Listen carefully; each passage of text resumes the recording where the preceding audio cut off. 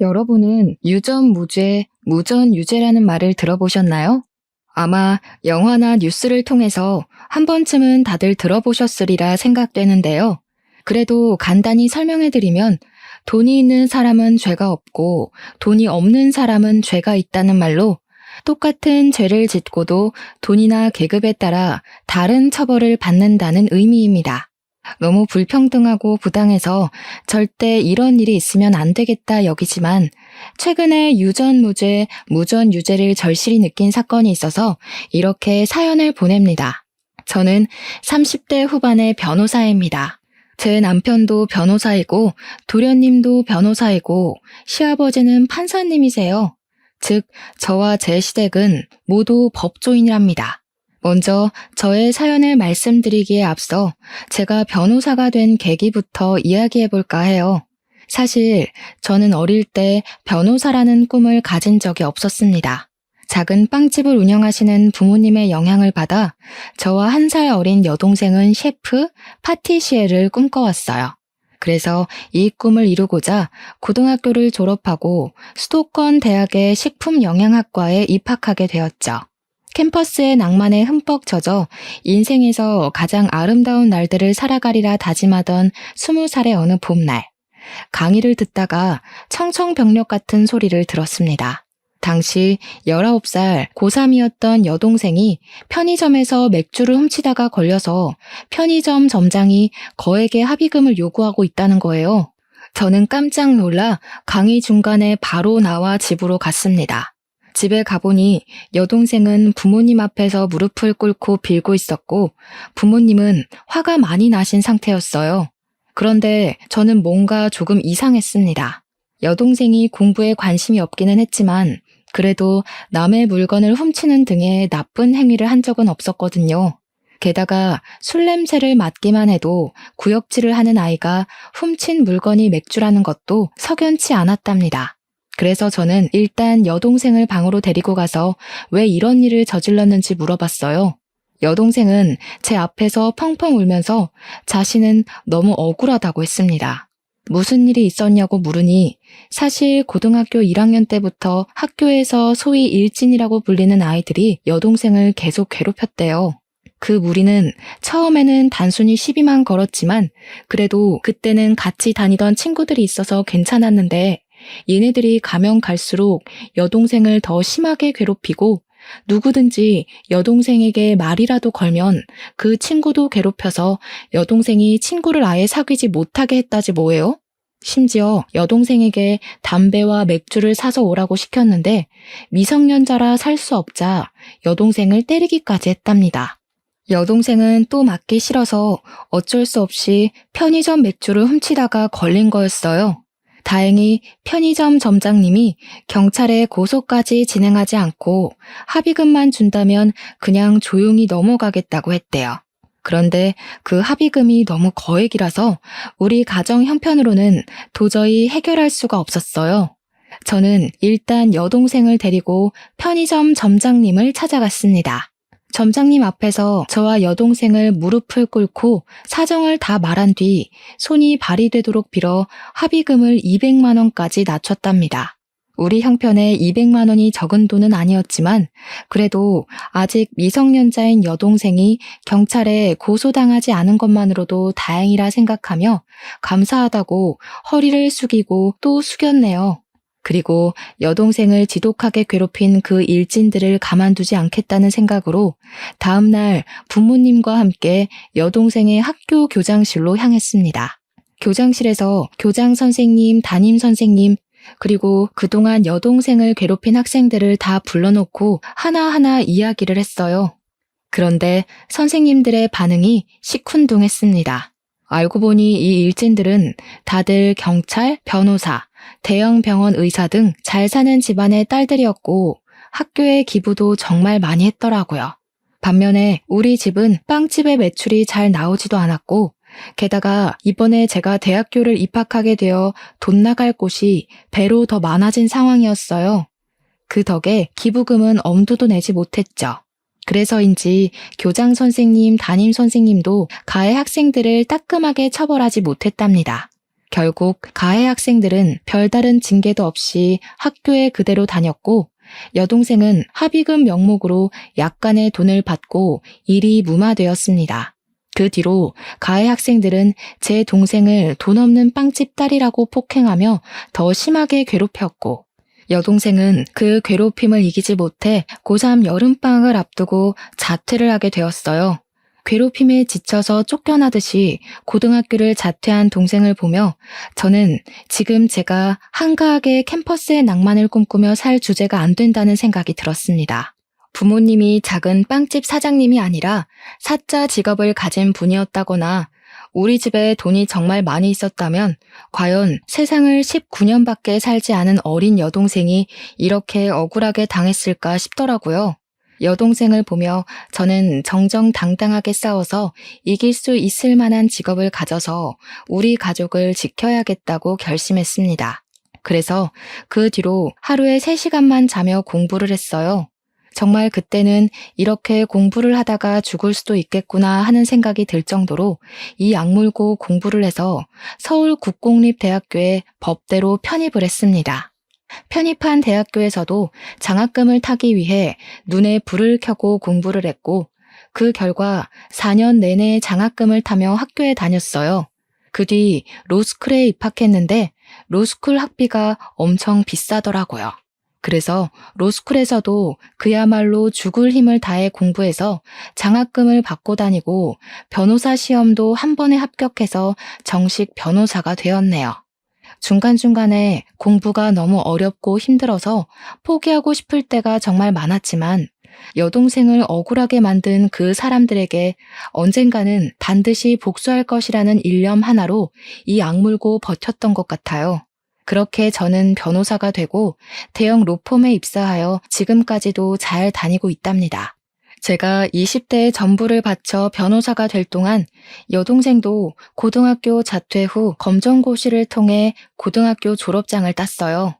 그 뒤 친척이 운영하는 제법 큰 레스토랑에 취업해서 일하며 한식, 중식, 일식, 양식 조리사 자격증을 취득했답니다. 여기에 만족하지 않고 레스토랑에서 경력을 쌓아 최근에 조리 부분에서 최고의 자격증이라고 불리는 양식 조리 기능장 자격증까지 따고 지금은 레스토랑의 주방장까지 되었습니다. 이렇게 저와 여동생은 과거의 아픔을 발판 삼아 성공하기 위해 악바리처럼 살았어요. 저는 경주마처럼 옆을 보지 않고 성공과 복수만을 위한 삶을 살았죠. 이렇게 앞만 보며 달려오던 어느 날 제가 근무하는 로펌에 새로운 변호사가 왔어요. 나이는 저보다 4살이 많았고 이름은 김지훈이었는데 원래는 개인 변호사 사무실에서 일하다가 실력을 인정받아 스카웃되어 왔더라고요. 제 옆자리에 앉아 이것저것 알려드리고 이야기하다가 점점 친해지게 된 우리는 둘이서만 밥도 먹고 술도 마시게 되었습니다. 함께 술을 마시며 대화를 해보니 지훈 씨는 저와는 너무 다른 세계의 사람이더라고요.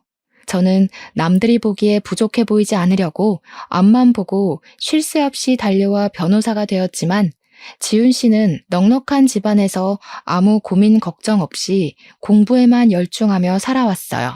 우리 집은 어렸을 때 가족끼리 해외여행은 고사하고 국내 여행도 한번 가기 힘들었는데 지훈 씨는 매년 가족끼리 해외여행도 다녀오고 정말 여유롭고 풍족하게 잘 살아왔습니다. 저는 사실 그런 지훈 씨가 부럽기도 하고 남자로서의 호감도 생겼어요. 하지만 너무 우리 집과는 차이가 크게 나서 사귀고 결혼한다는 것은 아예 꿈도 꾸지 않았습니다. 그런데 지훈 씨가 자꾸 제게 호감을 보이고 만나자고 하는 것이 아니겠어요? 처음에는 당연히 거절하고 싫다고 했지만 숨길 수 없는 재채기처럼 제 마음도 숨기기 어렵더라고요. 결국 우리는 연인이 되었고 점점 깊은 사이가 되어 결혼에 관한 이야기도 나누게 되었습니다. 저는 처음에는 결혼을 하지 못하겠다고 했어요. 잘 사는 남자 집안과 평범하디 평범한 여자 집안의 결혼은 솔직히 쉽지 않잖아요. 이렇게 좋은 사람인데 상처를 주고받으며 남보다도 못한 사이가 되기는 싫었거든요. 하지만 지훈 씨는 나에게 자꾸 결혼하고 싶다는 뜻을 내비쳤고 저는 어쩔 수 없이 우리 집 사정에 관해서 얘기했습니다. 저는 우리 집이 잘 살지 못하니 예단이며 혼수도 원하는 만큼 준비하지 못할 것이고 우리 친정에서 결혼에 대한 지원은 한 푼도 없을 것이라고 했죠. 지은 씨는 그게 뭐 어떠냐고 하며 집안이나 배경이 아닌 저 자체가 좋아 결혼하고 싶다고 하더라고요. 그리고 바로 지은 씨는 우리 집으로 가서 친정 부모님께 정식으로 인사를 드렸습니다. 부모님은 저와 지은 씨가 서로 좋다면 결혼에 반대하지는 않겠지만 집안 형편이 차이가 너무 나서 저를 좋아하실지 모르겠다고 걱정하셨어요. 그래서 일단 지은 씨 부모님을 만나 뵙기로 하였습니다. 일주일 뒤 지은 씨 집을 방문하기로 약속한 날이 되었어요. 지은 씨는 흔하디 흔한 빌라에서 사는 저와는 달리 제법 규모가 있는 마당 딸린 주택에서 살고 있더라고요. 지은 씨는 대문에서부터 잔뜩 긴장해 있는 저의 손을 꼭 잡고 같이 들어갔습니다. 그때 그 손이 얼마나 따뜻하고 힘이 되는지 아직도 그때 제 손에 있던 촉감을 잊을 수가 없네요. 집에 들어가니 시부모님이 아주 인자한 미소를 지으시며 저를 반겨주셨어요. 도련님도 아주 환하게 웃어주시는데 모든 긴장이 싹 풀리더라고요. 시어머니께서 정성스럽게 준비해주신 음식을 먹고 거실에 앉아 커피를 마시면서 이런저런 이야기를 나눴습니다. 우리 지훈이한테 이야기는 많이 들었어요. 친정이 빵집을 한다고 했죠? 네, 어머니. 작은 빵집을 운영하고 계세요. 장사가 잘 되는 것은 아니라서 경제적으로 여유롭지는 못하게 자랐답니다. 그래도 그 어려운 와중에도 공부를 열심히 해서 대형 로펌 변호사가 되었네요. 사실 지훈이한테 경미 씨가 경제적인 형편이 많이 차이 난다고 하며 결혼을 하지 않겠다고 했다는 소리를 들었어요. 그런데 우리는 그렇게 생각하지 않아요. 경제적으로 어렵지만 그래도 열심히 살아서 이렇게 변호사가 된 경미 씨가 대단하고 존경스럽기까지 해요. 그러니까 우리 지훈이가 싫은 것이 아니라면 결혼하지 않겠다는 소리는 하지 않았으면 좋겠어요. 저는 사실 지훈 씨의 부모님이 우리 집 사정을 듣고 결혼시키지 못하겠다고 하시면 어쩌나 정말 많이 걱정했어요. 우리 집은 그냥 작은 빵집이지만 지훈 씨는 아버지가 판사님이시잖아요. 그런데 저의 지난 과거를 높이 칭찬해 주시며 제게 존경스럽다고까지 하시는데 눈물이 다 나더라고요. 그래서 저도 모르게 그 앞에서 펑펑 울었네요. 제가 갑자기 울자 다들 깜짝 놀라셨어요. 죄송해요. 사실 그동안 정말 힘들게 살아왔고 지은 씨는 너무 잘 살아서 둘이 결혼한다는 것은 언감생심이라고 생각했습니다. 오늘 이 자리에 오면서도 제가 감히 부모님을 만나 뵈어도 되나 두렵고 떨리는 마음으로 왔어요. 그런데 이렇게 부족한 저를 따뜻하게 맞이해 주시고 저를 좋게 봐주셔서 정말 몸둘 바를 모르겠어요. 너무 감사합니다. 지은 씨는 우는 저에게 휴지를 건네주고 시어머니는 우는 저를 꼭 안아주며 그동안 정말 고생 많았다고 했습니다. 그러면서 아들만 있는 시어머니의 딸이 되어달라고 하셨어요. 저는 눈물을 흘리며 알겠다고 했고 지은 씨와 결혼을 약속했습니다. 그날 이후 우리의 결혼 준비는 아주 빠르게 진행되었어요. 예물, 예단, 혼수 다 필요 없다고 하시고 사무실 근처에 좋은 집도 마련해 주셨습니다. 그렇게 우리는 싸움 한 번 없이 결혼까지 하게 되었답니다. 결혼 후 남편과 행복하게 살고 있던 어느 날이었어요. 도련님이 결혼하고 싶은 여자가 생겼다며 시부모님께 정식으로 인사드리기 전에 저희 부부에게 먼저 소개하고 싶다는 거예요. 그래서 우리는 여동생이 근무하고 있는 레스토랑에서 보기로 약속을 정했습니다. 공부만 하느라 여자에는 관심이 하나도 없다던 도련님이 갑자기 결혼하고 싶다며 여자를 소개한다니 너무 기대되었어요. 우리 부부는 설레는 마음으로 레스토랑에 먼저 가서 자리를 잡았습니다. 잠시 뒤 도련님과 예비동서가 함께 들어오는데 예비동서의 얼굴이 되게 낯익더라고요. 그냥 누구와 닮은 정도가 아니라 분명히 어디서 본 얼굴인데 전혀 기억이 나지 않았습니다.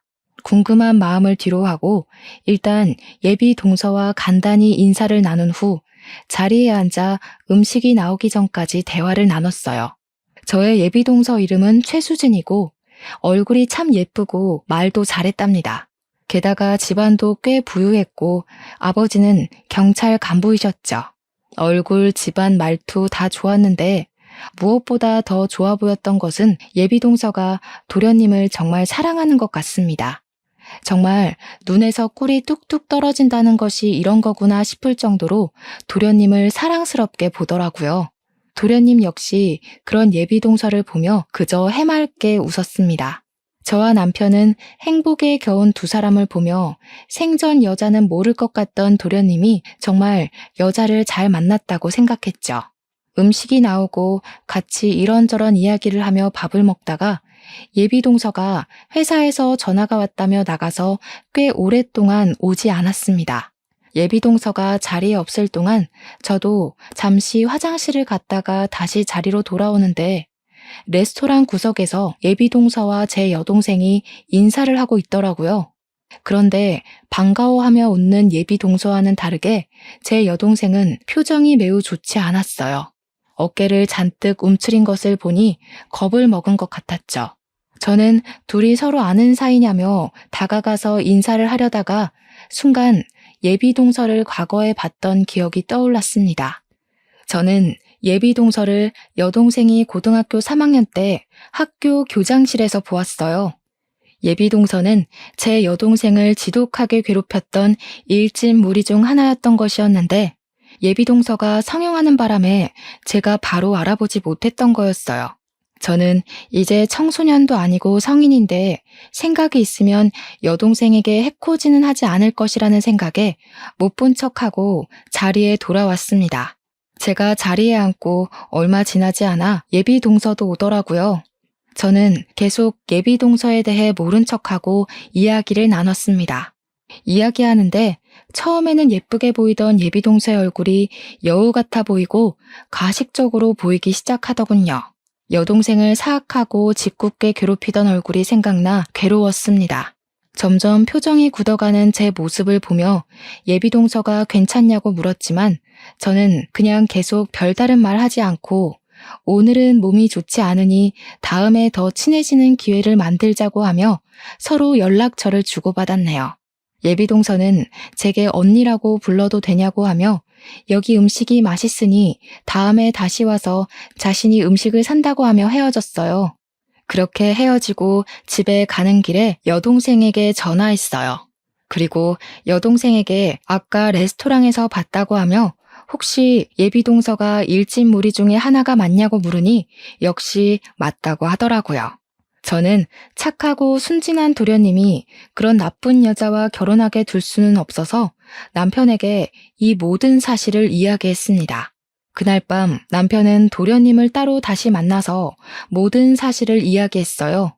도련님은 남편의 말을 다 듣고도 너무 착하고 여린 사람인데 그럴 리가 없다면서 저와 여동생이 오해한 것이라고 말을 했대요.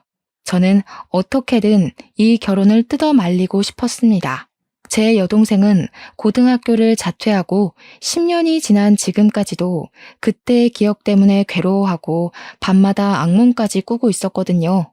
인생에 한 번뿐인 동생의 학창시절을 처참히 짓밟아버린 원수 같은 사람을 절대 제 가족으로 들일 수는 없었습니다. 그래서 저는 예비동서가 학교폭력 가해자라는 확실한 증거를 찾아야겠다고 생각했어요. 먼저 예비동서의 SNS를 찾아내어 과거의 사진이 있는지 확인했습니다. 하지만 예비동서의 SNS에는 딱히 증거가 될 만한 사진이 보이지 않더군요. 그래서 예비동서 지인들의 계정을 타고 들어가 보니 예비동서의 친구가 고등학교 시절을 추억하며 올린 사진이 있었답니다. 노래방에서 찍은 사진이었는데 다들 교복을 입었고 테이블에는 맥주가 가득했어요.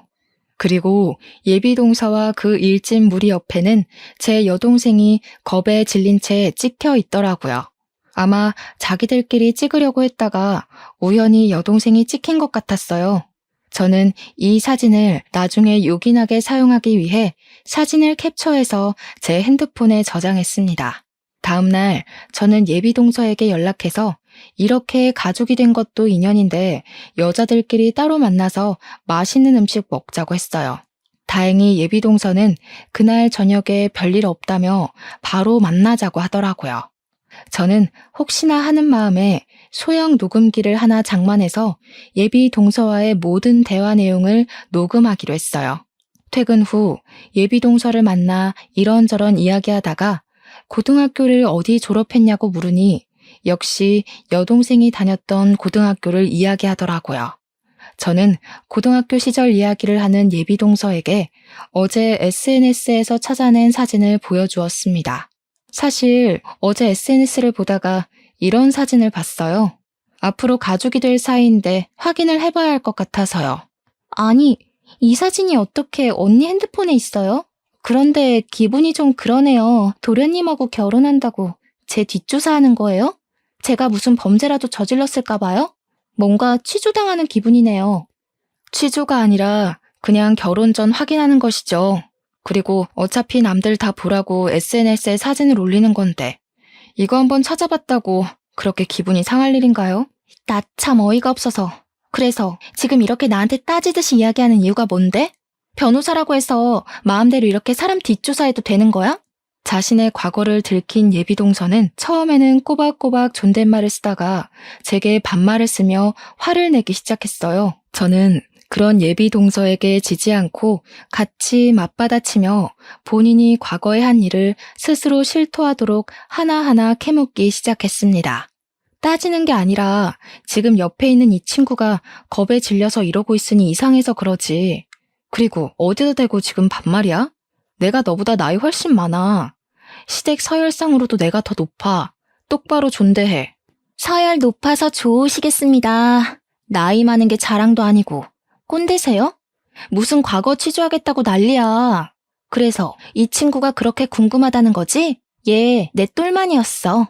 얘네 부모님이 지지리도 맛없는 빵이나 만드는 빵집 딸이었거든. 그래서 내가 얘 빵집 딸이니까 빵 셔틀 엄청나게 시켰지. 내가 사실은 고등학교 때 학교에서 이름 좀 날렸답니다. 그러니까 언니도 조심해. 아직 내 친구들 무시무시하다. 괜히 시부모님이랑 내 남편한테 까발리지 말고 그 입 딱 다물고 있어요, 언니. 안 그러면 이 사진 속에 있는 친구들 싹 다 불러서 언니 가만두지 않을 테니까. 알겠죠? 예비 동서는 아직도 자신이 미성년자인 줄 아는지 정신을 차리지 못하고 저에게 살벌하게 협박을 하더라고요. 저는 이 모든 내용을 다 녹음을 했습니다. 그날 예비 동서와 헤어지고 나서 도련님과 남편을 만나 제가 녹음한 내용을 들려주었죠. 도련님은 매우 충격을 받아 아무 말도 하지 못하고 계셨어요. 왜 아니겠어요. 도련님 인생에 처음으로 사랑한 여자였는데 그 여자의 실체가 일진이었다니 충격이 아주 크실 만도 했죠. 그렇게 일주일 정도가 지났습니다. 사무실에서 일하고 있는데 여동생이 울면서 전화가 왔습니다. 예비 동서가 그때 자신을 괴롭혔던 일진 무리와 함께 레스토랑으로 찾아왔다는 거예요. 식당에 와서 자신이 결혼하니 돈을 달라고 협박하고 돈이 없다고 하자 단체로 폭행을 했다는 거 있죠.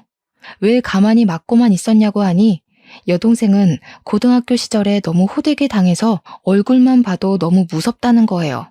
그래서 제가 그럼 차라리 숨어있지 그랬냐고 했는데 그렇지 않아도 일진 무리가 레스토랑에 온 것을 보고 주방에서 나오지 않고 있다가 2시간 정도 후에 당연히 갔을 줄 알고 음식물 쓰레기를 버리러 뒷문으로 나갔대요. 그런데 하필이면 그 뒷문 쪽에 예비 동서와 일진 무리가 있었다지 뭐예요?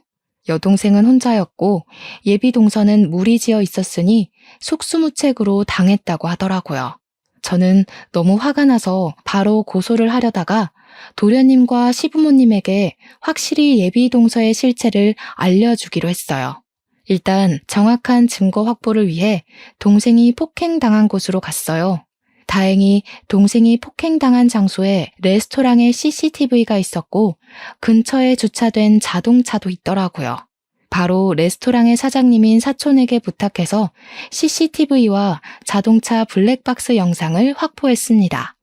CCTV와 블랙박스를 보니 아주 가관이더라고요.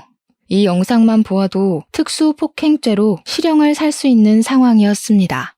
이렇게 모든 증거를 확보 후 여동생을 데리고 병원에 가보니 전치 2주가 나왔어요. 그 길로 여동생을 입원시키고 여동생이 폭행을 당했다는 진단서를 끊었습니다. 그리고 남편과 도련님을 만나서 모든 영상을 보여줬죠.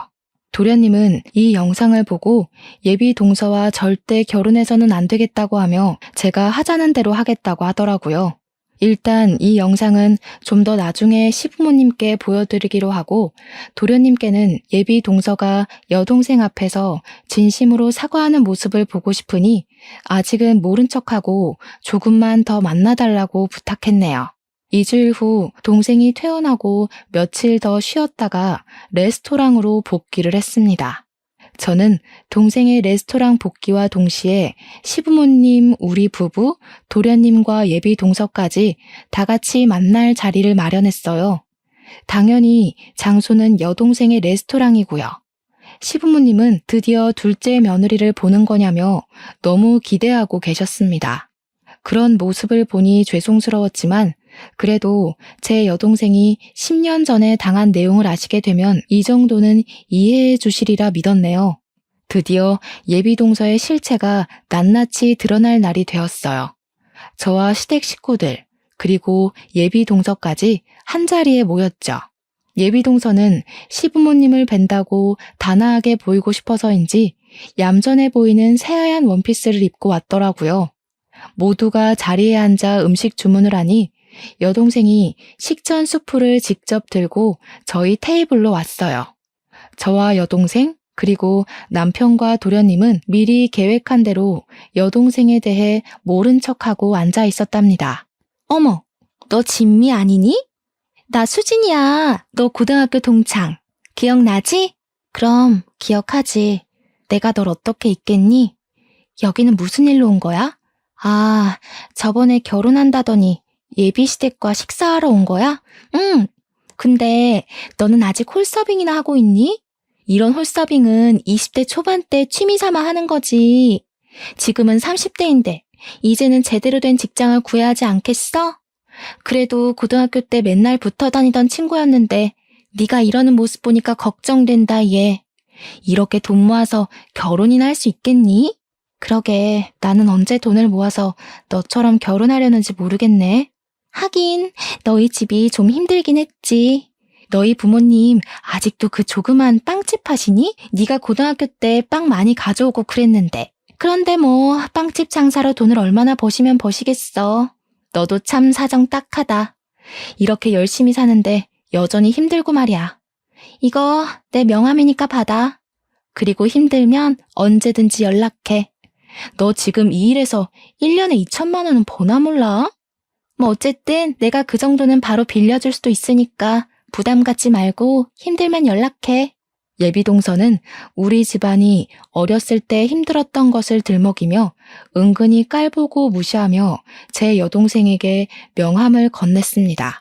그 순간 여동생은 손이 미끄러진 척하며 예비 동서의 하얀 원피스에 샛노란 단호박 수프를 쏟았어요. 어머, 미안해. 너 명함을 받으려다가 손이 미끄러져 버렸네. 흰 옷인데 수프를 쏟아서 어쩌니?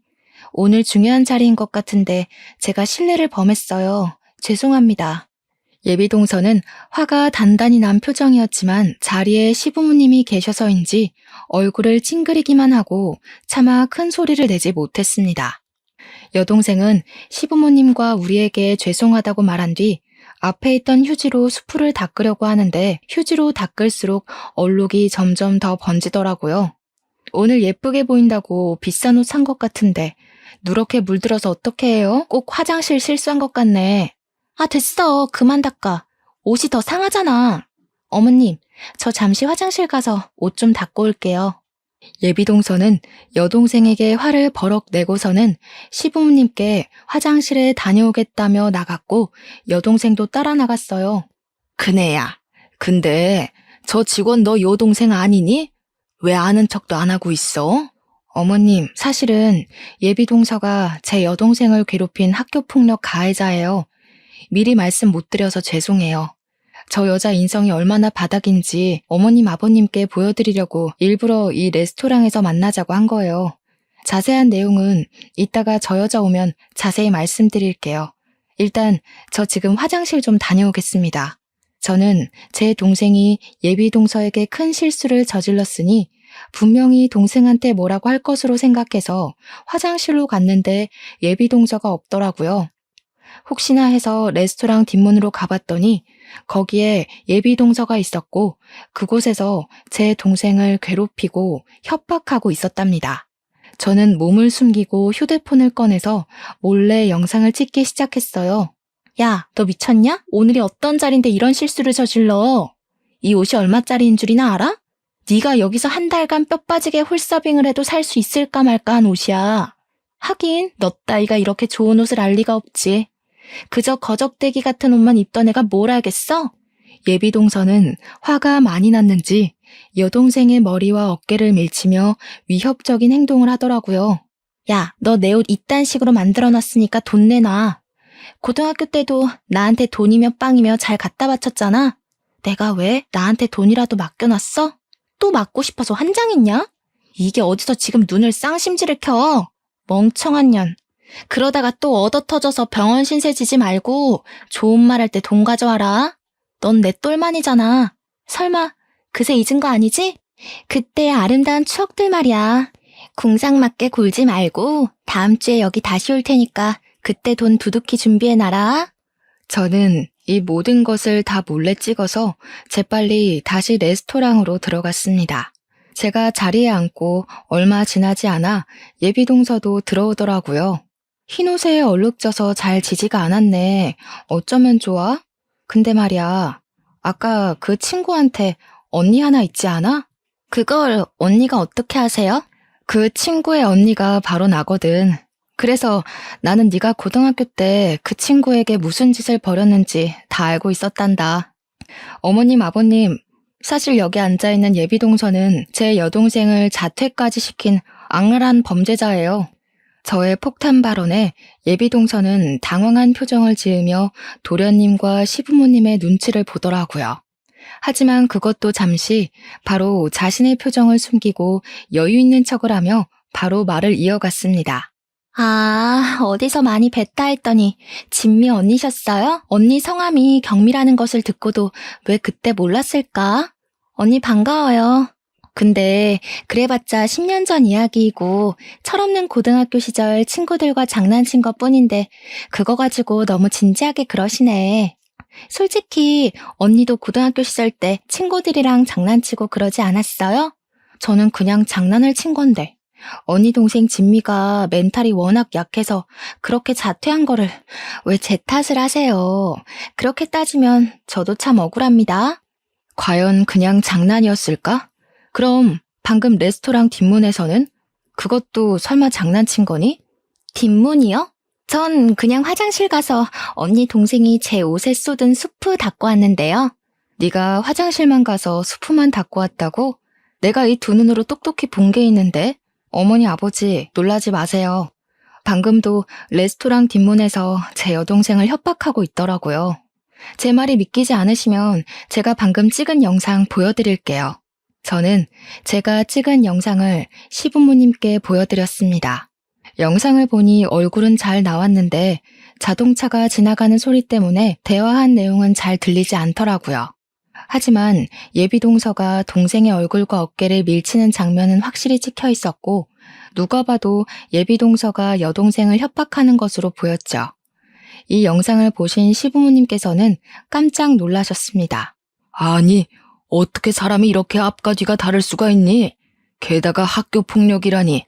법조인 집안에서 학교 폭력 가해자를 며느리로 들일 수는 없다.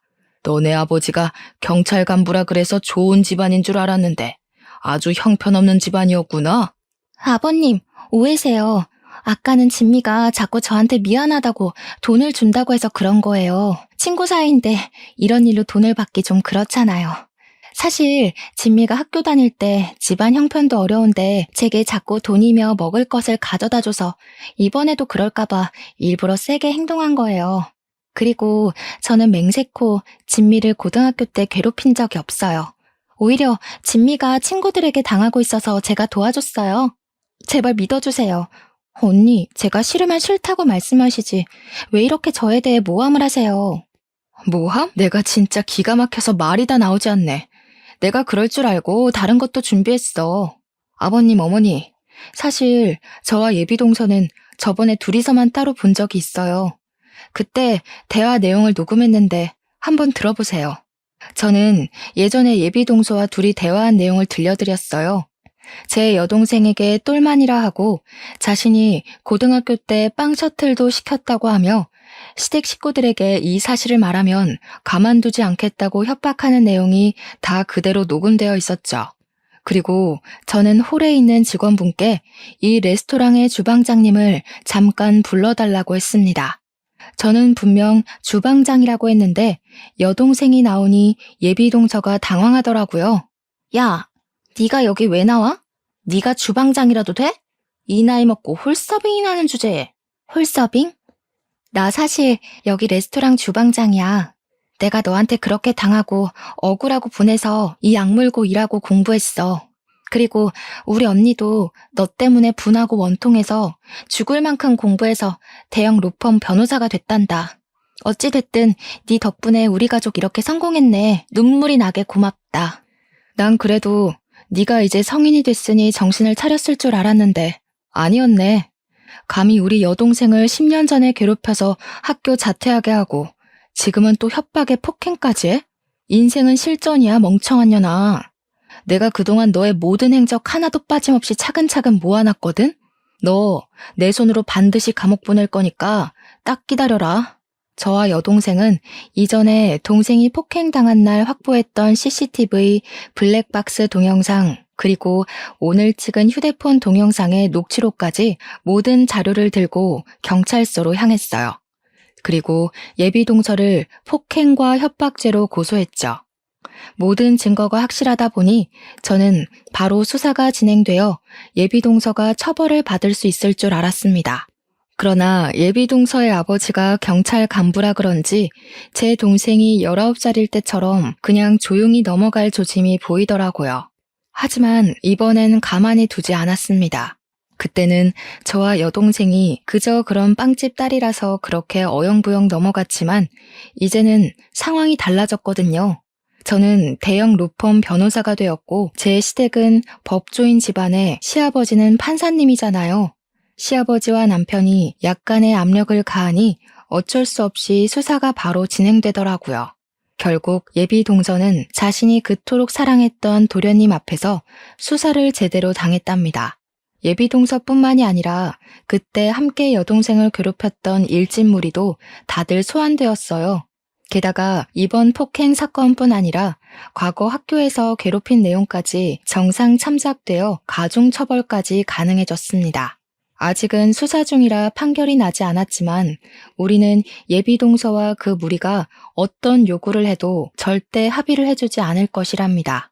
제 하나뿐인 동생의 학창시절을 암흑 속에 던져넣었는데 그들이 10억, 100억을 준다 해도 용서하지 못하겠어요. 그 뒤로 시부모님은 도련님을 하마터면 이웃나무로 만들 뻔했는데 지혜로운 며느리 덕에 피했다고 하며 고마워하셨어요.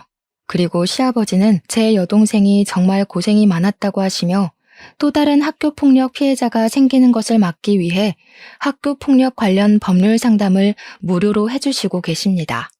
바쁘신데 힘드시지 않냐고 여쭸더니 10년 전 저와 여동생처럼 돈이 없고 법을 알지 못해 고통받는 어린 학생들을 생각하면 힘든 줄도 모르겠다고 하시며 잠을 줄여서라도 돕고 싶다고 하셨어요.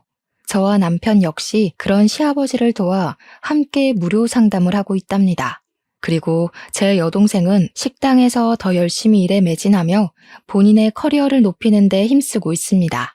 여동생은 바쁜 와중에도 틈틈이 저의 시아버지를 도와 학교 폭력을 당한 학생들의 이야기를 들어주고 있어요. 여동생이 19살 때 왕따 당하는 자신이 너무 부끄러워서 저와 부모님께도 이 사실을 말할 수가 없었고 도움을 요청할 수도 없었대요.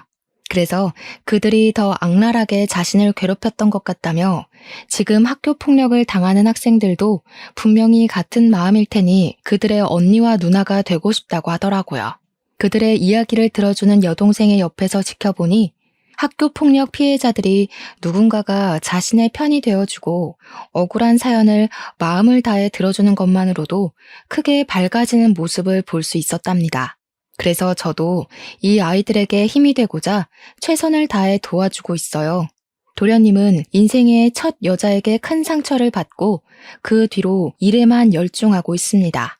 아직 많이 힘들어하고 계셔서 저와 남편이 도련님과 같이 말동무도 하고 술친구도 되어주고 있어요.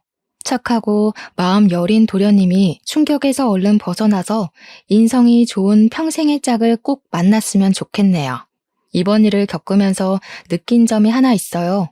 제가 20살 때는 돈도 없고 정말 아무것도 없는 너무 평범한 집안이라 이들에게 그저 당하기만 했지만 이제는 변호사가 되고 주변에 법조인들이 있으니 같은 상황에서 다른 결과가 나오는 것을 두 눈으로 똑똑히 보게 되었습니다. 예전에는 돈이 없기만 해서 그냥 그런가 보다 하고 살았는데 약간의 돈과 권력이 생기니 확실히 달라지기는 하네요. 사회가 많이 달라졌다고는 하지만 아직은 유전무죄, 무전유죄가 통하는 세상이라는 것을 확인하니 뭔가 씁쓸하더라고요. 사실 제가 변호사가 되게 된 계기가 정의를 위해서가 아니라 단순히 약간의 힘과 권력을 얻기 위해서였잖아요. 하지만 제가 이런 일들을 겪고 나니 다양한 이유로 억울한 사람들을 위해 정말 정의로운 변호사가 되도록 노력해야겠다는 생각이 드네요. 그리고 많이 부족하지만 저를 며느리로 받아주시고 지금까지 시집살이 한번 시키시지 않은 우리 시부모님께 진심으로 감사하다는 말 꼭 드리고 싶네요. 제가 변호사가 되었지만 판사이신 시아버지의 입김 아니었으면 이렇게까지 하지는 못했을 거예요. 마지막으로 말하지 못할 사정으로 힘든 길을 걷고 계시는 분이 계신다면 저와 동생의 이야기를 통해 위로와 용기를 얻으셨으면 좋겠습니다. 저 역시 힘든 분들에게 힘이 되는 변호사가 되고자 노력하겠습니다. 저의 이야기 들어주셔서 감사합니다.